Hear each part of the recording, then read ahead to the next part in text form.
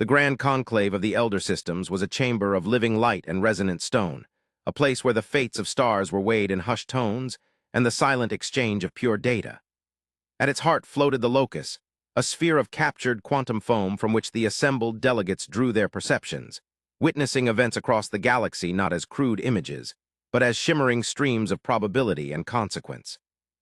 Kalen Vor, first emissary of the Elthar, felt the chamber's ancient hum as a discordant tremor in his crystalline form.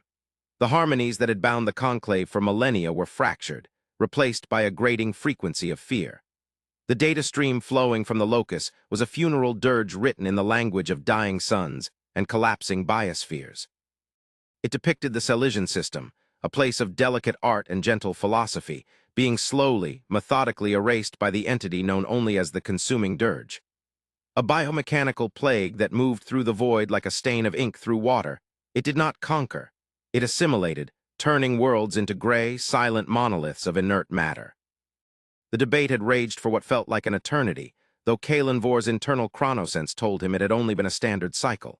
It was a debate of ghosts and echoes, for the decision had already been made in the cold, pragmatic calculus of 1,000 minds. The archon of the Sidonian hegemony, a being of pure energy contained within a shimmering geometric field, projected its argument into the locus. Its logic was flawless, crystalline, and utterly devoid of mercy. To intervene was to risk contagion. The dirge was not an empire to be fought, but a phenomenon to be contained. Any fleet sent would be a fleet lost, its mass and technology absorbed into the growing horror. The only logical course of action, the Archon resonated, was to declare the Selesian system a sacrifice zone, to reinforce the quarantine, and to let the fire burn itself out against the cold walls of the void. It was a eulogy disguised as a strategy, a declaration of abandonment cloaked in the robes of galactic security. Kalen Vor felt the shame of it as a physical impurity, a flaw in the perfect lattice of his being. The Elthar did not feel emotions as the soft-fleshed species did. They experienced them as states of resonance, and the current state was one of profound dissonance. The Selesians were a young race, full of vibrant, chaotic art and boundless curiosity. They had petitioned the conclave for aid, their transmissions growing more desperate with each passing moment, their beautiful songs of creation turning into pleas for salvation. And the conclave, the self-proclaimed custodians of galactic life, had answered with silence and calculation. One by one, the elder races had cast their vote, their logic aligning with the Sidonian Archon, S. The triumvirate of Xyle, the Kelmorian assemblage, the silent watchers of the core, all agreed. The cost was too high. The risk was unacceptable. Every race, in their own way, in their own cold and logical manner, was abandoning them. Yet there was one silence in the chamber that was different. It was not the silence of assent, nor the silence of grief. It was a heavy, unnerving stillness that seemed to absorb the light and sound around it. It emanated from the delegation of humanity. They were the newcomers, the galactic adolescents, a species that had burst onto the stage with a baffling mixture of explosive technological progress and bewilderingly primitive social structures. They were emotional, irrational, their societies a constant flux of conflict and cooperation. The conclave had granted them a seat out of a mixture of curiosity and caution. They were deemed too unpredictable to be ignored, but too naive to be taken seriously in matters of grand strategy. Their ambassador, a male named Elias Vance, sat perfectly still in his designated alcove. He was a creature of soft tissue and flowing fluids, a biological machine of terrifying fragility, yet his presence commanded a strange gravity. He had not spoken. He had not offered a counterargument. He had simply watched, his dark, liquid eyes fixed on the locus, his expression unreadable. This human inaction was the source of the deepest dissonance for Kalen Vor. He had expected an outburst, a passionate plea, a moralistic condemnation of the conclave's cowardice. It was the human way as far as the Elthar understood it. They were a species driven by empathy, a force the conclave viewed as a dangerous and destabilizing variable. Their history was a litany of self-sacrifice for ideals the elder races had long since discarded as inefficient. But there was nothing, no protest. No appeal, just a profound and patient silence. The Sidonian Archon, its energy field pulsing with triumphant logic, addressed the human delegation directly, its tone laced with a condescension as sharp as glass. Ambassador Vance of Terra, your delegation has been uncharacteristically quiet. Do you have no sentimental objection to the logical necessity of this course of action? No impassioned plea for the Selesians, whose art your people profess to admire? The chamber grew still. Every delegate, every consciousness turned its focus to the small, fragile being in the human alcove. Elias Vance inclined his head slightly, a gesture that was both deferential and dismissive.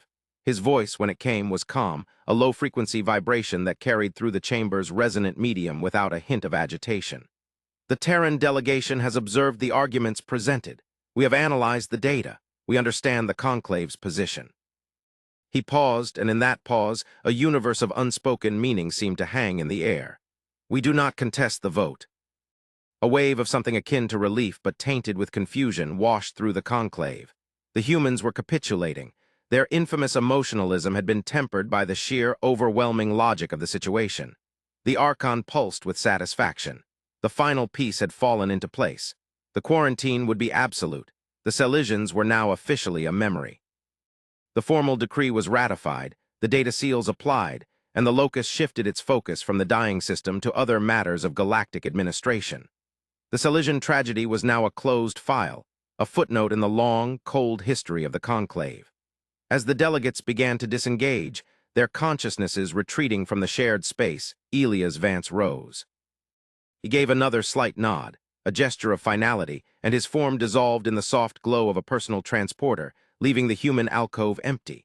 He had said nothing more. But Kalen Vor, whose senses perceived the subtle eddies and currents of intention in the quantum foam, felt a profound and terrifying shift in the chamber's resonance. The human silence had not been one of agreement. It had been the silence of a predator that has finished watching its prey exhaust itself. It was the silence of a decision already made, a path already chosen, on a level the conclave had not even begun to comprehend. The days that followed were a study in galactic mourning. The conclave monitored the Selesian system through passive, long-range sensors, a vigil of guilt-ridden observers watching a masterpiece burn. The consuming dirge advanced inexorably, its gray, filamentous tendrils wrapping around the Selesians' vibrant, jewel-like worlds. The final, desperate transmissions had ceased. There was only the static of assimilation, the sound of a culture being digested by a mindless hunger.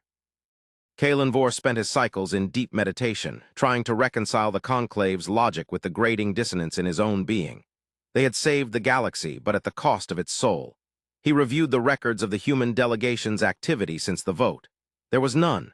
Their ships remained in their designated territories. Their diplomatic channels were quiet. It was as if they had accepted the verdict and moved on.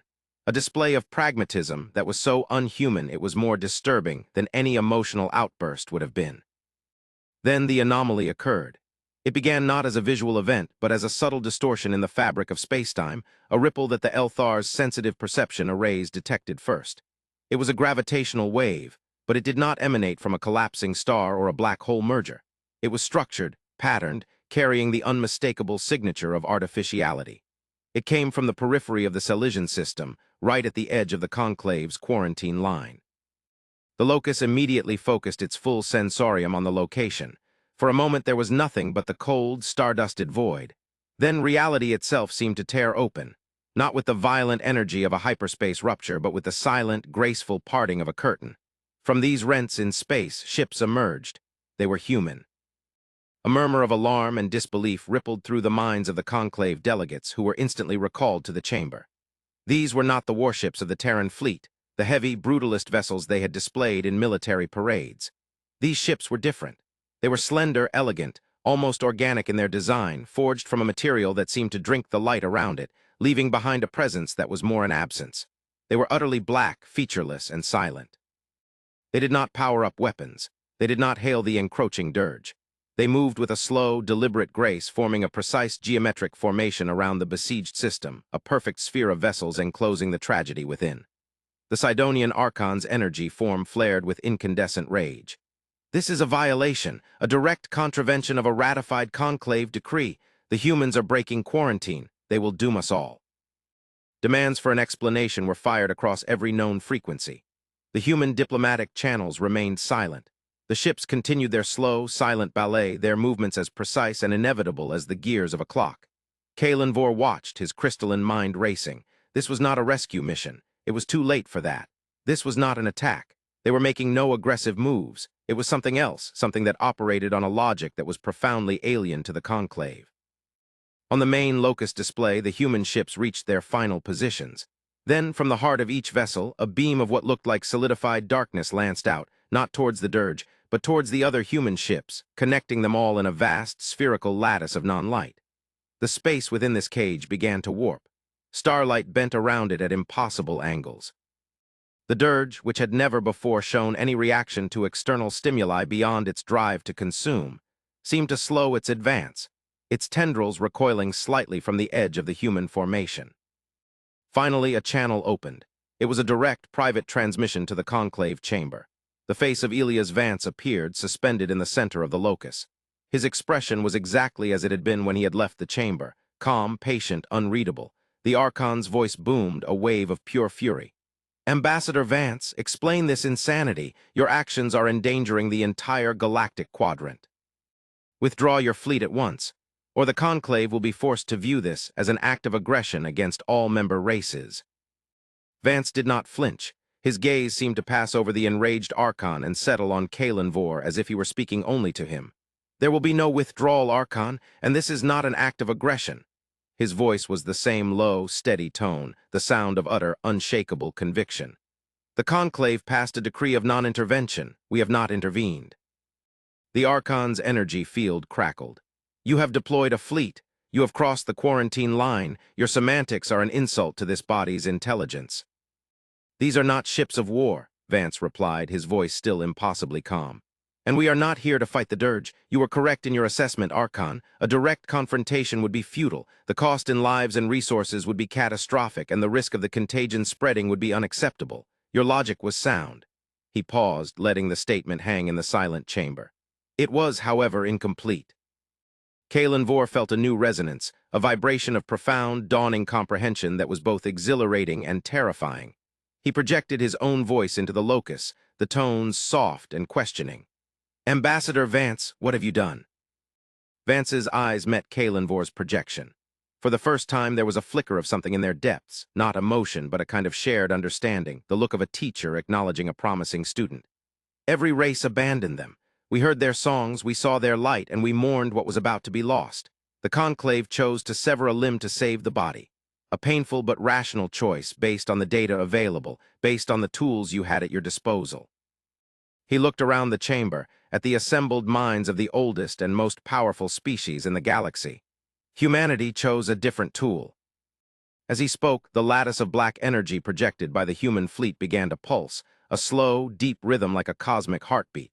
The space within the sphere of influence began to shimmer, not with energy, but with a strange temporal mist. Sensor readings from the locus became incoherent, a cascade of paradoxes and impossible metrics. Time dilation indexes were fluctuating wildly. Causality appeared to be fraying at the edges. "You perceive time as a constant," Vance continued, his voice a steady anchor in the storm of impossible physics. "A river flowing in one direction, carrying all things from birth to death. You build your strategies, your technologies, your philosophies around this assumption.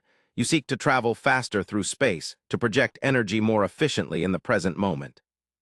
Shimmering within the human sphere intensified. The vast, galaxy-sized cloud of the consuming dirge, which had been moments from devouring the final Selesian world, began to change. Its slow, inexorable advance halted completely. Its gray, filamentous structure began to glow, first with a dull red, then with a brighter orange, and then a brilliant, searing white. It was not burning. It was aging. "We asked a different question," Vance said, his voice now imbued with an almost religious gravity. "Not how to destroy the enemy, but how to remove its purpose. The dirge consumes to sustain itself, to fight against the natural decay of the universe. It is a monument to the fear of entropy." The light from the dirge became blinding, a star being born and dying in the same instant. "So we gave it what it was running from. We gave it an eternity." The human fleet was projecting a focused, localized temporal field. They were not attacking the dirge in the present. They were forcing its entire lifespan to occur in a matter of moments. They were accelerating its existence, pushing it through billions of years of evolution, decay, and eventual heat death. The Conclave watched, stunned into absolute silence. The great, terrifying cloud of the dirge, the plague that had sent the elder races fleeing behind quarantine walls, began to crumble. Its structure hyperaccelerated past its point of cohesion, disintegrated. The brilliant light faded, and the biomechanical tendrils turned to fine, gray dust. The vast swarm, which had threatened to consume a spiral arm of the galaxy, simply ceased to be. It withered like a dead leaf, Its stolen energy and matter returned to the universe as a harmless, inert cloud of sterile particles that drifted silently in the void. The process took less than a minute. When it was over, the Scifi system was revealed, pristine and untouched, its beautiful worlds shining like jewels on black velvet. The human ships retracted their beams. The temporal distortion vanished. The laws of physics in the system stabilized. The silence in the conclave chamber was absolute, a vacuum of thought where awe and terror had consumed every other possible reaction. Kalen Vor finally broke the stillness, his resonant voice barely a whisper. Why? Why did you wait? You had this power. You could have acted the moment the Scifians called for help. Why did you allow the conclave to make its decision? Why the silence? Elias Vance's gaze was heavy with a wisdom that seemed far older than his species. He delivered the words that would echo in Kalen Vor's crystalline mind for the rest of his existence, the words that would redefine humanity's place in the cosmos. Because the problem was not merely the dirge. It was the conclave's fear. It was the logic of abandonment. We needed you to complete your calculations, to follow your chosen path to its conclusion. We needed the quarantine to be absolute to ensure no other race would interfere with what we had to do. We needed the galaxy to be watching, to witness a different kind of solution. He took a slow breath. Every race abandoned them until humanity said not, but we moved on our time. The conclave chamber remained silent long after the human transmission ended. The fleet of black ships, their work done, turned and slipped back into the silent tiers in reality from which they had come, vanishing as if they had never been. The Scifi system was safe. The dirge was gone, but the galaxy felt infinitely larger and more frightening than it had a day before. The balance of power had not just shifted, it had been rendered meaningless. The elder races, with their fleets of star-destroying warships and their mastery of energy and matter, were children playing with toys compared to a species that could command time itself. They had been debating how to fight a fire, while humanity had been calmly discussing how to rewrite the laws of combustion. A formal invitation was sent to the Terran delegation. It was not a summons, but a plea. The conclave needed to understand. Kalen Vor was chosen to lead the discourse. His Elthar nature, with its perception of patterns and harmonies, deemed the most suitable for interfacing with such a profoundly different mode of thought. He met Elias Vance not in the grand chamber, but in a neutral, quiet space, a simple room suspended in the void between star systems, illuminated only by the soft, distant light of a nebula. There were no aides, no guards, just the two of them, the crystalline being and the soft-fleshed man.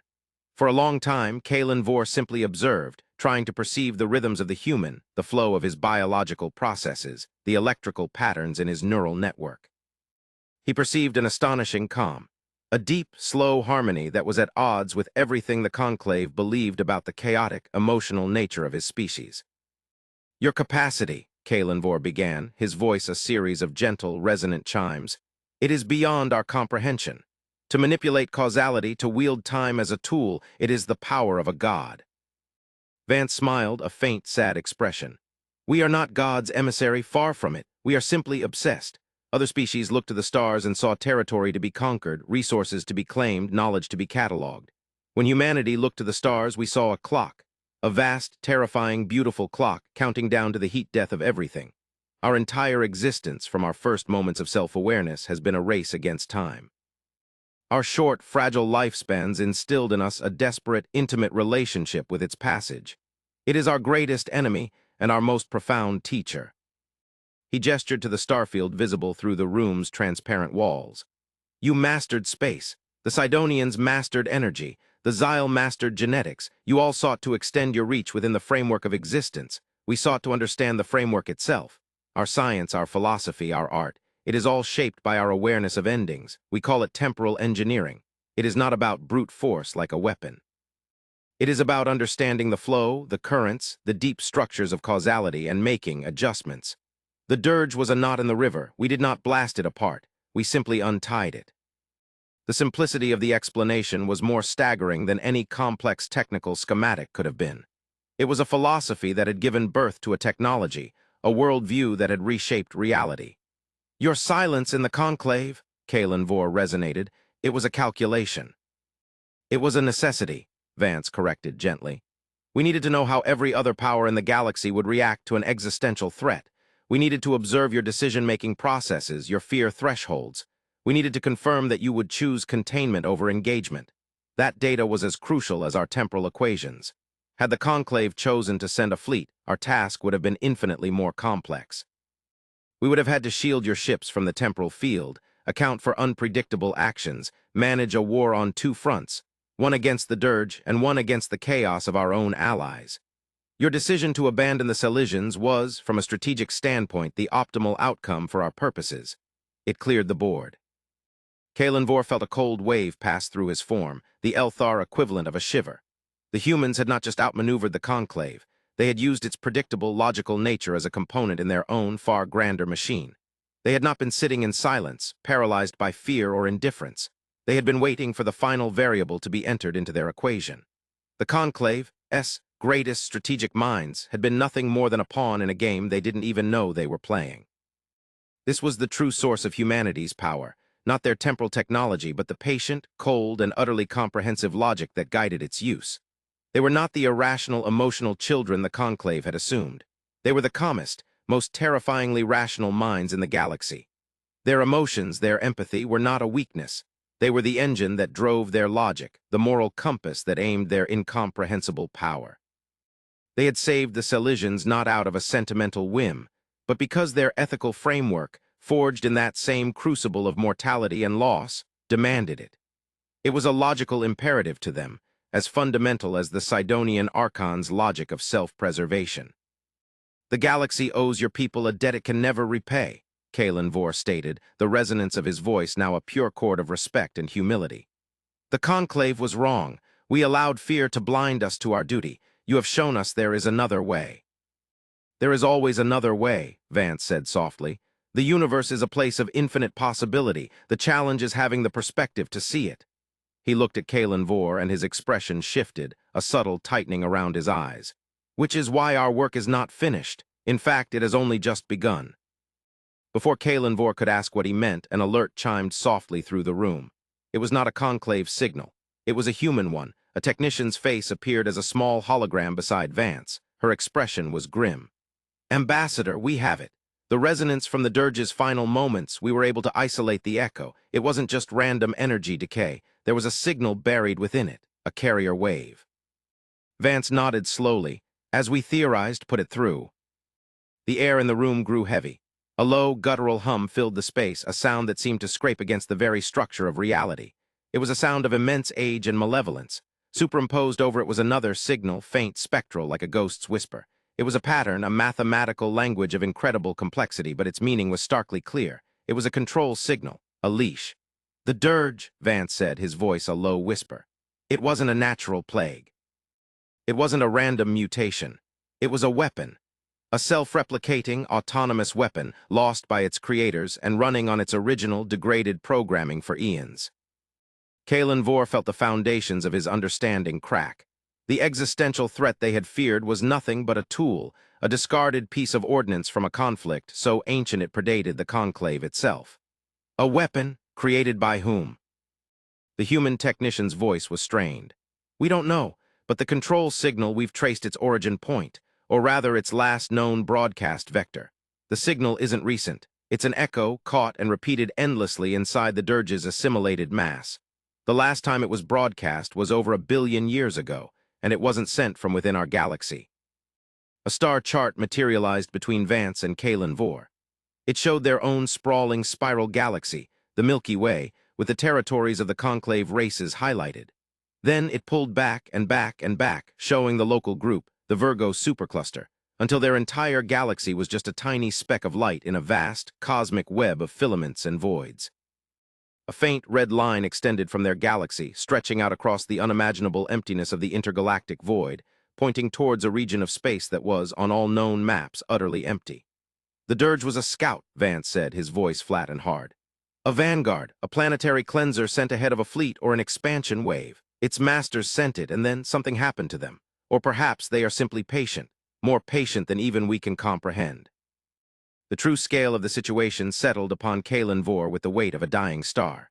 The Conclave had spent millennia squabbling over systems and spiral arms, believing themselves the masters of their domain. They had debated abandoning a single world to a fearsome but ultimately manageable threat. All the while, they had been living in a house with a locked door, oblivious to the fact that the house itself was adrift in a hostile ocean, and something ancient and terrible was still holding the key. Their entire history, their entire civilization, was a fleeting moment of peace between the sending of a weapon and the potential arrival of its creators. Kalenvor looked at the human ambassador, seeing him now in a completely new light. He saw not a representative of a young, upstart race, but the weary watchman on the edge of an abyss. Humanity's obsession with time was not just a philosophical curiosity, it was a premonition. It was the galaxy's only defense against a threat that operated on timescales so vast, no other species had ever even thought to look for it. "You knew," Kalenvor resonated, the words a statement, not a question. "You suspected this. Your temporal technology, you weren't just developing it to solve problems like the dirge." "We built it to listen," Vance confirmed, his eyes fixed on the red line pointing out into the great, empty dark. "To listen to the echoes of the past, we knew something was wrong with the universe. The deep-time harmonics were off. There were scars, patterns of ancient violence hidden in the cosmic microwave background. The dirge was the first tangible piece of evidence. A weapon implies a wielder. The real war wasn't with the Selesians' enemy, it's with ours." He finally turned his gaze from the map to meet Kalenvor's. The calm was still there, but now it was the calm of a surgeon standing over a patient with a terminal disease. It was the calm of absolute resolve in the face of impossible odds. "The Conclave sought to save a system," he said, his voice low and clear, carrying the weight of a new and terrible age.